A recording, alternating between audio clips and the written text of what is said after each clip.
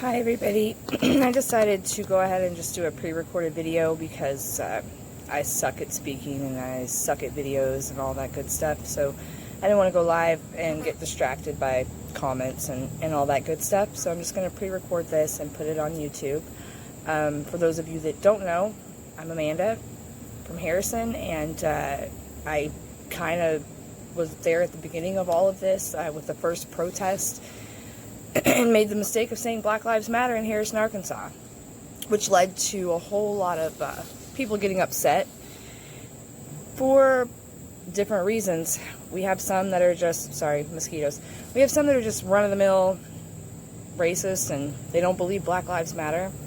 We have some that are, they just don't care either way. They want to be left alone. I'd say that's probably the majority of people in the Harrison and Boone County and probably the entire Ozarks area. It doesn't affect them, so they don't want to face it. So those people are pretty upset because we've destroyed their peace. And then we have a whole other group that I've always known about living in this area, but didn't realize how big of a deal they were until almost 5 months ago now, when I got my wake-up call. They're white supremacists, and they're all over here. We've got the Klan up in Zinc, and then we have League of the South, we've got the Highwaymen, we've got the Aryans. I mean, you know, we could be here all day discussing these different groups. They get in fights, they splinter off with each other, and go form another hate group. So what started out originally in June as a way to showcase a town that had progressed past its racist history as a sundown town, as a place where people of color don't want to stop. It was a way to showcase that we're not that place anymore, and that the people here are actually accepting and progressive. I got a wake-up call, because as soon as we decided to have the first, we didn't even call it Black Lives Matter because we knew that would aggravate people, so we called it, you know, a march against police brutality in solidarity with our brothers and sisters of color. Less than 12 hours later, threats started coming in. I got threatened to be shot, run out of town, family businesses were attacked. It got real ugly real fast, and then it's just continued to snowball over the past 4 months. And so what started out as that original idea to showcase how far this area had come actually became a war against the very people that are holding us back. They're holding us back culturally because people are afraid to move here, they're afraid to leave here. I've gotten so many messages from people who used to live here and they moved away because they had children that were mixed, or they had a husband that was mixed, and they didn't feel comfortable here anymore. I've gotten messages from people that still live here and their children are harassed in Harrison School District. And there's a whole crowd here who thinks that doesn't exist. There's a whole group here who thinks that Harrison really has progressed past that. And so since we started being vocal here since June, we've upset those people because we've constantly pointed out that this isn't the utopia that everyone thinks it is. And don't get me wrong, I love this town, I love this area, and the majority of people are really good people. The problem is that they've been silent and let white supremacy and racism impermeate every bit of this community. You know, they own businesses here freely, they walk around freely, they run our charities, they're everywhere. Churches, especially. I mean, I hate to say it, but be careful where you're going to church, because a lot of these people are actually card-carrying Klan members trained by Tom Robb. I don't know if he trained them, but they sound real similar. I'm getting off on a tangent here going into the past, but if you've been following along, you know you can look up the Zinc, Arkansas protest outside of the where the compound is out there outside of Zinc. We were actually in Zinc. You can look up the first Harrison protest. You can look up the Rob Bliss video. I mean, do a keyword search on Harrison, Arkansas, Harrison Task Force on Racism, Harrison Anti-Racism Resolution.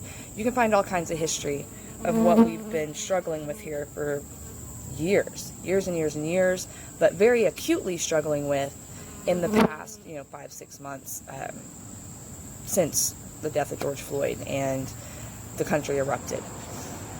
So let me stop digressing and get to what the point of my video is today and why I'm embarrassing myself by being on film at all.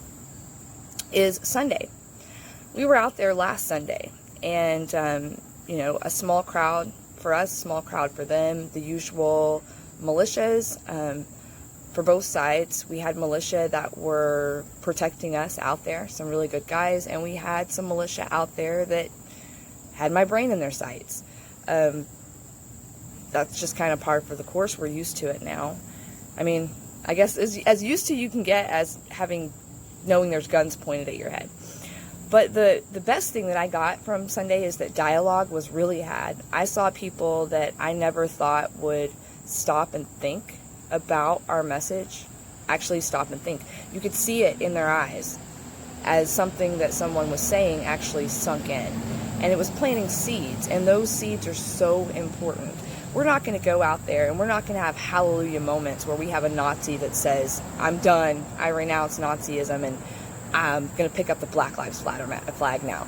It's not going to happen that way. It happens incrementally over time, the way that Harrison and the way that Boone County has been improving over time, incrementally. Right now, we, along with the rest of the country, are having extreme growing pains as we have our racism, our white privilege, and our issues thrown back at us as Caucasians. And it's hard. It's really tough for some people, especially in this area, because there are a lot of white supremacists. There's a lot of people that rub elbows with these white supremacists, and they don't even know. They're not aware of what type of people they're dealing with. That's why we're here, because we're calling those people out so that their neighbors know, if you want to be a racist or a supremacist, be a supremacist, but everybody's going to know you're a supremacist. That way we can choose whether we want to deal with you or not. If you own a business, we can choose whether we want to go to your business or not. If you teach at a school, we can choose whether or not we want you teaching our children. If you run a charity, we can choose whether or not you run our charity. The only way we can make these choices is if we know who these people are. They've operated under a veil of secrecy, and we're not going to allow that anymore. So I think that a lot of eyes have been opened to that, and I think last Sunday went a long way to opening more eyes. The videos have been shared a lot. The live feeds have been shared a lot. People are watching, and people are listening. People are paying attention to the fact that Harrison is finally waking up and standing up. We've been quiet here for so long, but we're not going to be quiet anymore. And this Sunday, we're having another event. Bridge the Gap's coming up. They're going to be holding a cookout for the community. And once again, we are going to take a stand to say, hey, the white supremacists aren't going to shut us up. They're not going to scare us. The fear tactics that they've been trying for the past months are not going to work. And we want to have dialogue with Harrison and with Boone County and with all of the Ozarks. We've got some of our Missouri family that comes down here for these events. We've got, Oklahoma and Tennessee family. We're expecting more this weekend. Come out, make connections, talk to people. And in that vein, so to all of my activist friends out there, if you stayed with me this long while I ramble, let's talk about Sunday. Let's talk about some things that we don't want to do and some things that we do want to do.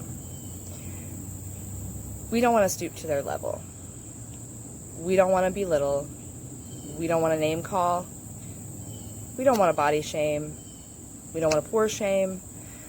Basically, just don't be petty. I mean, it's so hard to do, trust me, because I understand you're given so much material, and it's really hard to not react with the same attitude as what you're being given.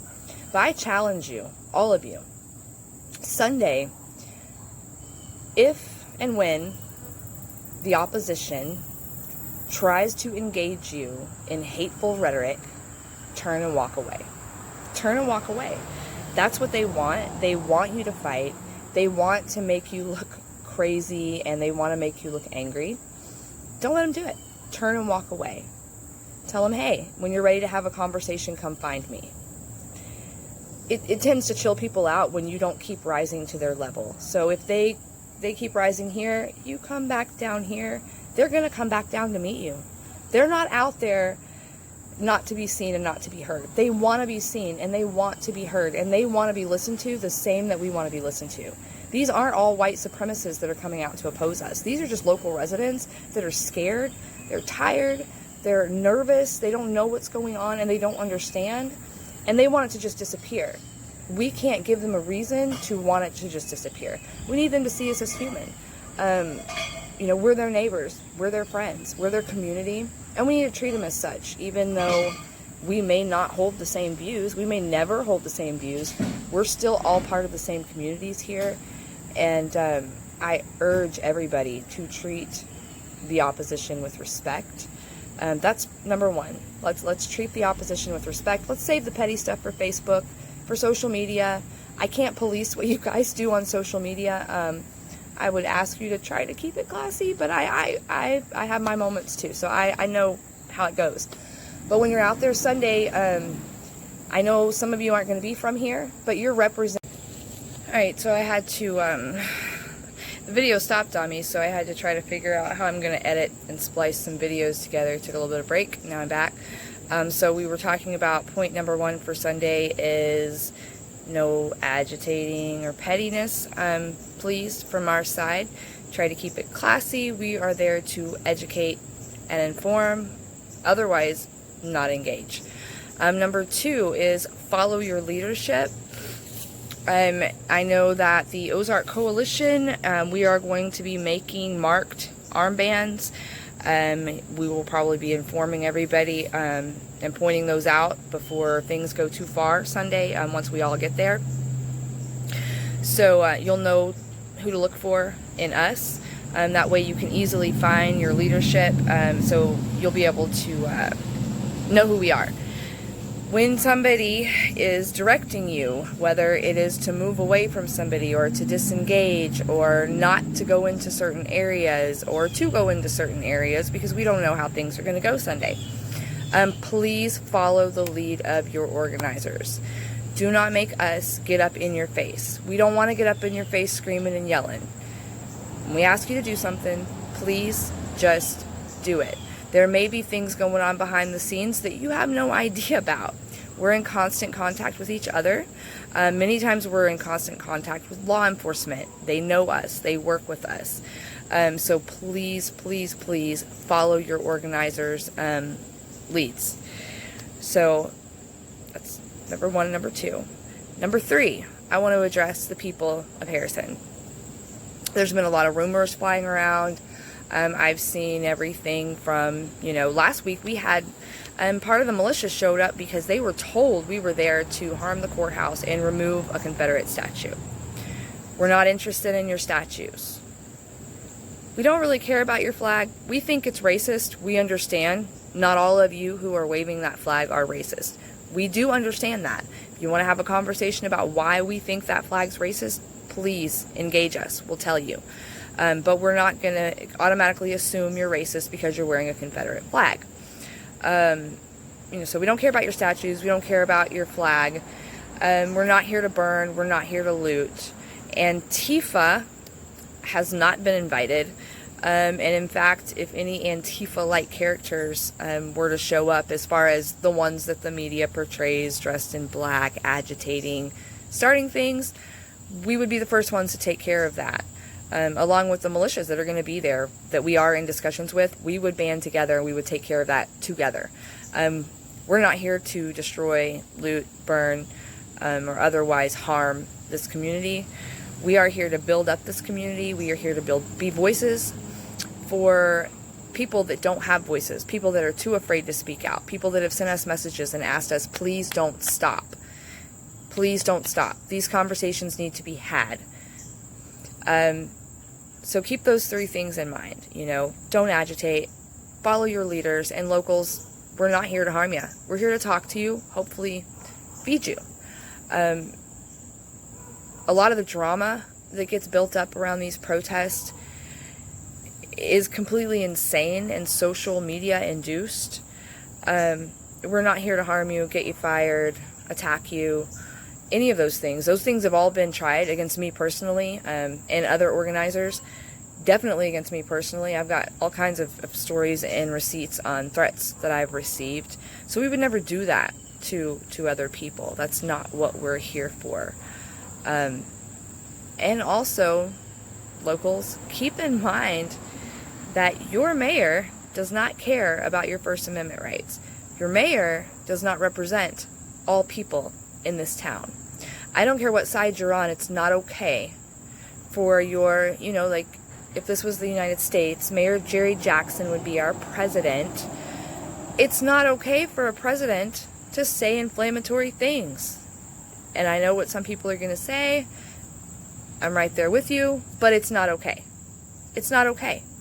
A leader should lead, and a leader should represent all people. All people. All of us. Unless you're racist, unless you're a white supremacist, then we don't care about your representation. And that's where I stand on that. So, with that being said, I'm going to wrap it up. I'm going to see if I can splice these videos together, get them uploaded on YouTube, and get them out there to you guys. I look forward to seeing everybody that I've seen at these events before. I look forward to meeting new people. I look forward to having an open dialogue. I challenge not just our community to come out and break bread with us and see what we're about, but our leaders. Jerry Jackson, come speak for yourself. Chris Head, who was against the resolution. Wayne Cohn, who was against the resolution. You guys come tell us.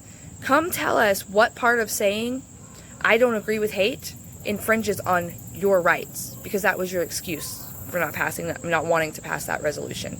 Come explain yourself to your constituents, because you're going to have to explain it at the polls. Might as well get out there now while we're listening. You got a platform. Come out, all of you, and show Harrison what we're about.